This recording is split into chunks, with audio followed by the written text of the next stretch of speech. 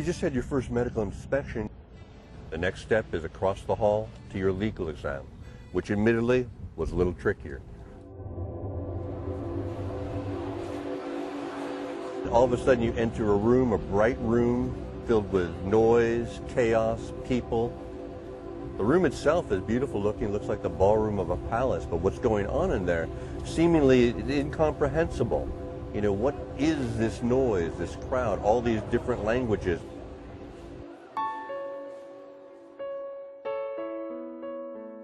We were finally here, and it was men at the desks, and then there was a long railing, and relatives that came had to stand on that side of this railing, and then you'd be on the other side and they'd call for your name.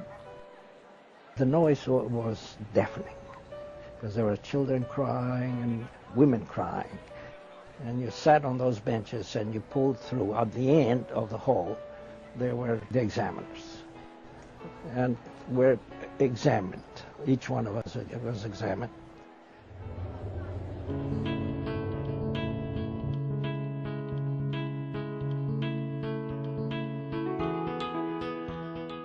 On average, most people would spend maybe 3 or 4 hours sitting and waiting from bench to bench as you just simply move towards your turn to get legally inspected.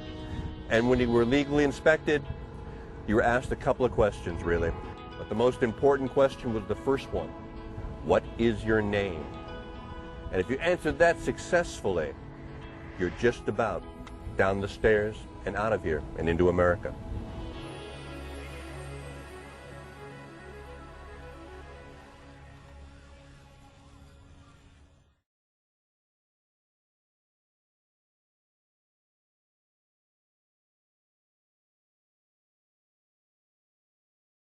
What really transformed this country was the ability to move products across great distances. And the Erie Canal was a huge turning point.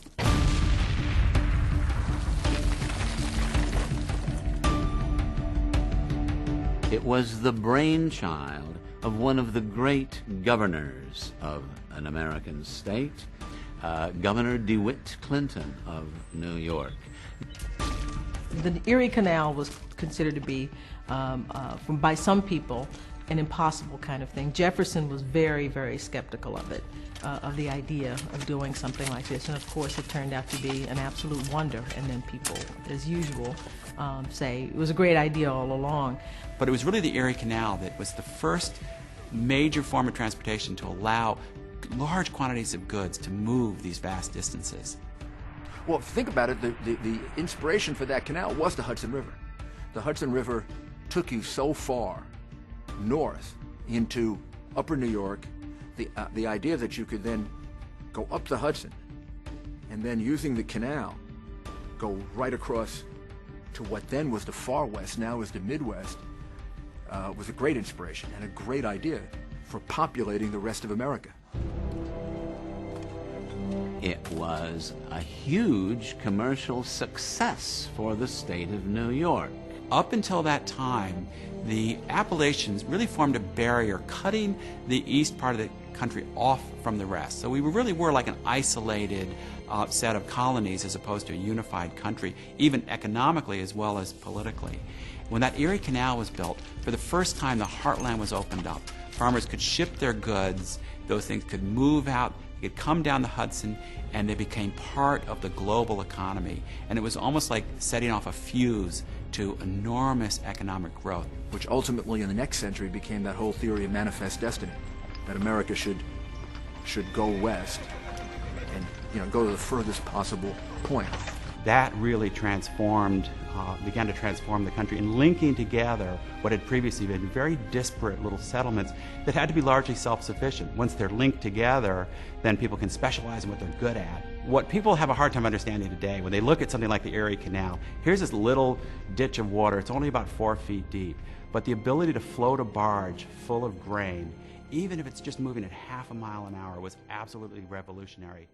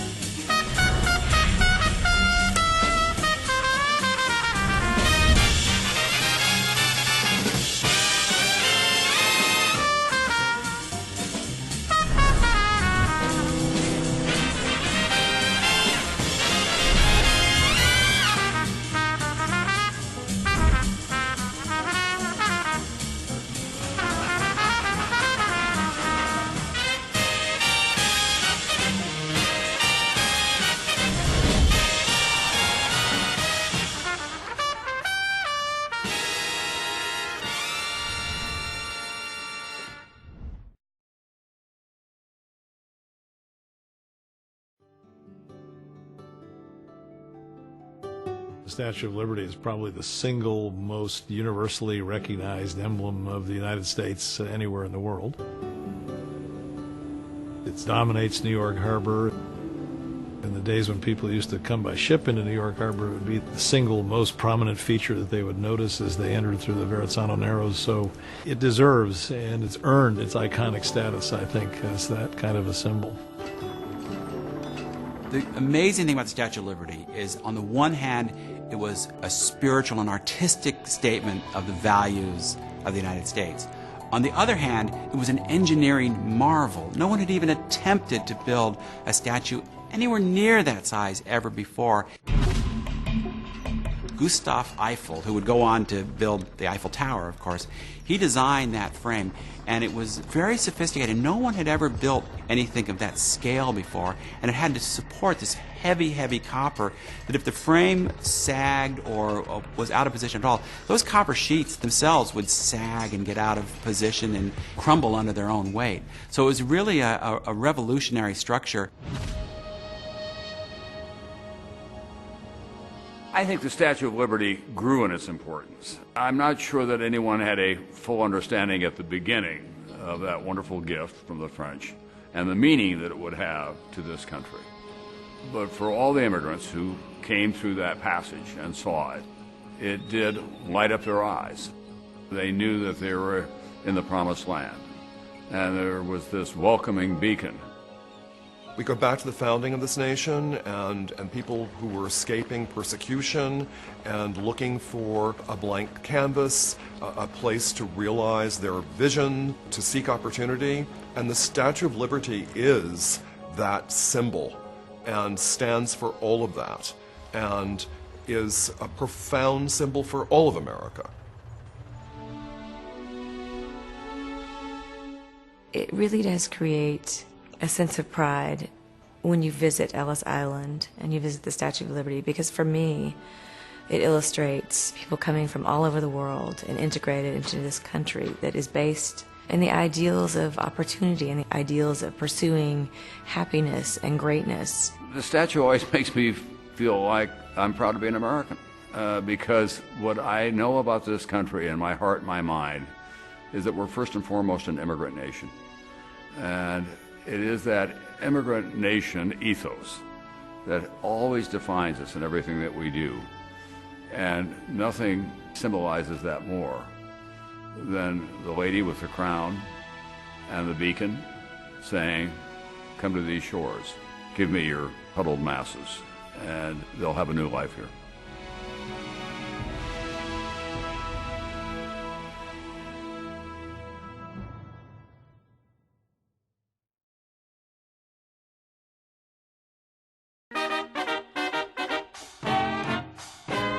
For many, the 1920s evokes images of flappers and speakeasies. But for one group of Americans, the decade was also one of rebirth.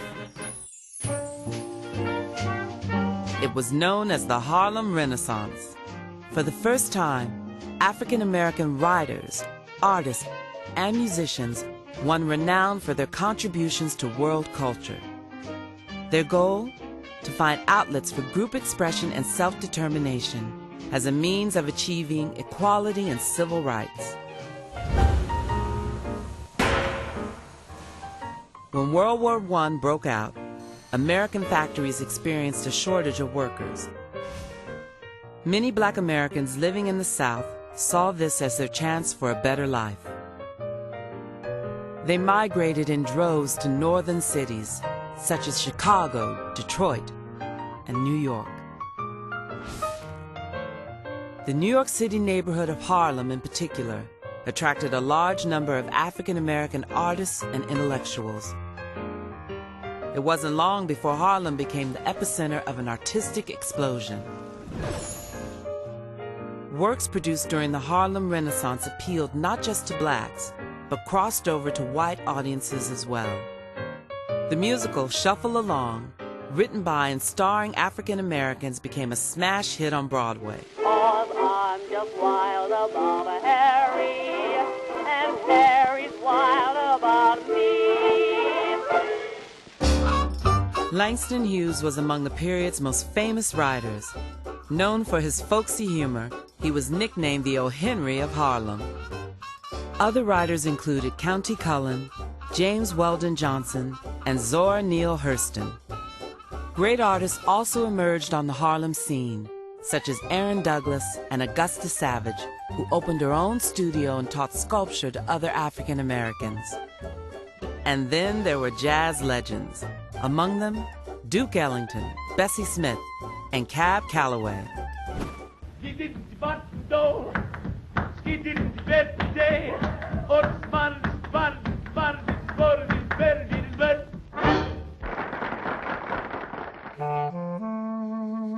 After the stock market crashed in 1929, the country fell into the Great Depression, and the Harlem Renaissance began to fade. But by then, the movement had already forged a path for future generations and ushered in a new era in American culture and politics.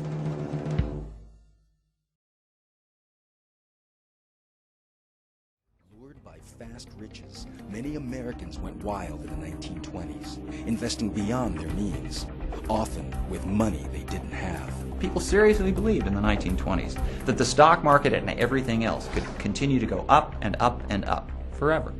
And they weren't the only ones. Even banks speculated using depositor funds. Many banks had been speculating in the stock market, that is, betting the share prices would go up. And when stock prices crashed in the autumn of 1929, hundreds of banks lost a lot of money. Their depositors learned about the bank losses, and they naturally feared for their own deposits. Lack of confidence quickly turned to panic.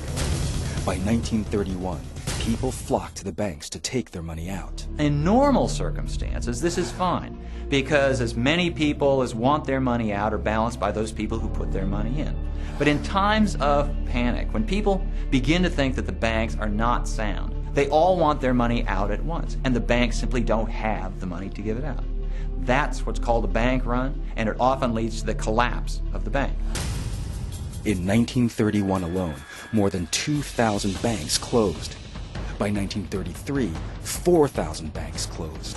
The financial crisis left thousands destitute, many hopeless and hungry, often in despair. People who have saved up their whole lives preparing for retirement might discover on the eve of retirement that they have no money left at all. The bank failures wiped out tens of thousands, hundreds of thousands of individuals. In 1933, newly elected President Roosevelt took steps to renew confidence in America's banking system.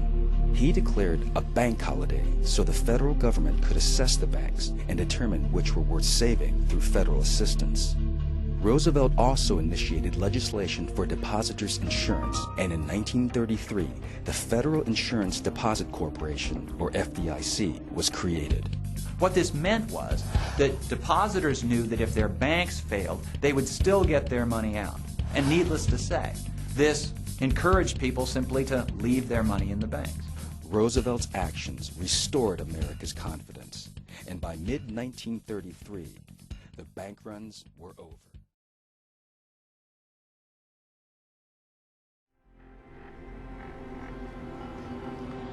September 11th, 2001. A day of grief. A day of courage. This is how that day unfolded. My daughter called me. She said, a plane just flew into the World Trade Center. I said, nah, you gotta be kidding. It's gotta be a Piper Cub or some clown was flying down the river. At 8:46 a.m., American Airlines Flight 11 from Boston, with 92 aboard, traveling at a speed of 470 miles per hour, strikes the North Tower of the World Trade Center complex. Within minutes, officials coordinate the citywide emergency response. Their base of operations is a state-of-the-art command center located on the 23rd floor of 7 World Trade Center. With one tower in flames, the tragedy is only beginning. It is 9:03 when United Airlines Flight 175, with 65 aboard, traveling at the speed of 590 miles per hour, smashes into the South Tower of the World Trade Center. This aircraft strikes the corner of the South Tower. It rips a diagonally shaped gash from the 84th to the 78th floors. The South Tower lasts only 56 minutes before it succumbs at 9:59 a.m. The dust cloud billows outward for blocks. Victims stagger away. At 10:28, the television mast atop the North Tower spears straight down.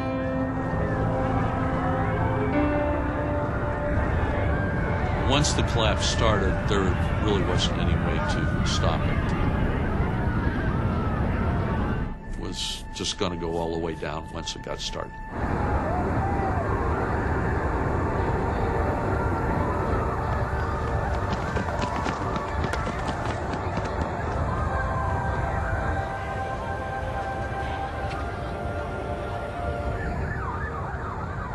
Chaos in New York City. Power is down in Lower Manhattan. Phone lines jammed with more than 230 million calls. Hundreds of firefighters trapped in the towers. Hundreds more race to the scene. Falling debris from the collapse of the North and South Towers ignites fires in the neighboring buildings of the World Trade Center. World Trade 4, 5, and 6 are ablaze. World Trade 7, the building housing the city's command center, burns unchecked for 7 hours. At 5:20, it collapses.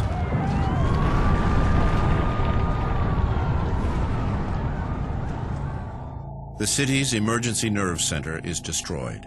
Somewhere in that time, and it's very hard to keep track of time during this, they had been ordered to evacuate number 7 by the Port Authority. To this day, we don't know who gave that order, but whoever it was saved a lot of people's lives. With New York a war zone, some residents walk across the Brooklyn Bridge to get out of the city. Others seek escape in vessels piloted by the Army Corps of Engineers. At 7:45 p.m., the New York Police Department says 78 officers are missing and estimates that 200 firefighters are dead. At 10:56 p.m., police officials say they believe there are victims alive in the rubble of the World Trade Center. Working with urban search and rescue teams, there was a lot of areas to be searched underneath the debris field. There were voids that had to be searched for possible live people. September 11th, 2001, the longest and most tragic day in New York's history, is drawing to a close.